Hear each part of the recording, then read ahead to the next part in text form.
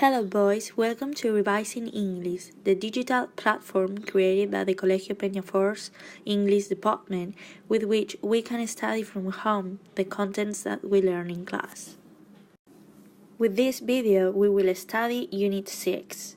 In this unit, we are gonna see the relative clauses and reduced relative clauses, with the defining relative clauses, non-defining relative clauses, prepositions in relative clauses, reduced relative clauses, and auxiliary passive. Furthermore, we will study the modal verbs of speculation, with logical deductions about the present and logical deductions about the past. Relative clauses and reduced relative clauses. We have defining and non-defining relative clauses. For people, we use who and that with defining and who with non-defining. For things, which and that for defining and which for non-defining. For places, where with defining and non-defining. For dates, when with defining and non-defining. And for possessive, whose with defining and non-defining relative clauses. Let's talk about the defining relative clauses. Defining relative clauses give essential information about the person, thing, or place in the main clause. Without this information, the sentence would be incomplete. Look at the example. That's the flat that we want to buy. The extra information is that we want to buy. We can omit the relative pronoun when it is the object of the defining relative clause. I bought you the book which I told you about. We can say, I bought you the book I told you about. Non-defining relative clauses. The non-defining relative clauses give non-essential information about the person, thing, or place in the main clause. This extra information must always go after or between commas. For example, my car, which I bought last year, is always breaking down. We can omit non-defining relative pronouns from the sentence. Neither can we use the relative pronoun that in place of which or who. Let's talk about the prepositions in relative clauses. If a relative clause includes a preposition, we can often choose to put it at the beginning or the end of the clause. If it is used at the beginning of the clause, it sounds more formal. Here is an example of the relative clause with preposition. This is the church in which we got married.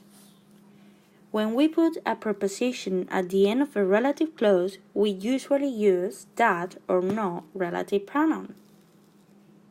For example, this is the church we got married in. When we put a preposition at the beginning of a relative clause, we use which or whom. For instance, the people to whom I spoke were really helpful. We always put the preposition at the end of a phrasal verb. For example, I met the man who set up the company with my father. In non-defining relative clauses, we can use of which and of whom after numbers, quantifiers, and superlatives. We do this when we want to add information about part of something or about an individual from a group already mentioned. For example, there are 4 members in the group, 2 of whom I know personally. Let's pay attention to reduced relative clauses. We form reduced relative clauses by omitting the relative pronoun and auxiliary verb that forms the verb tense. With a present participle replaces an activity tense, a past participle replaces a passive tense, and a reduced non-defining relative clause is always written between commas.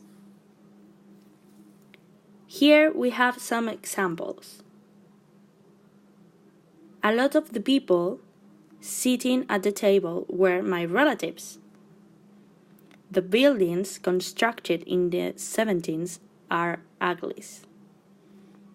The new bus, gleaming in the sun, drove off towards its next stop.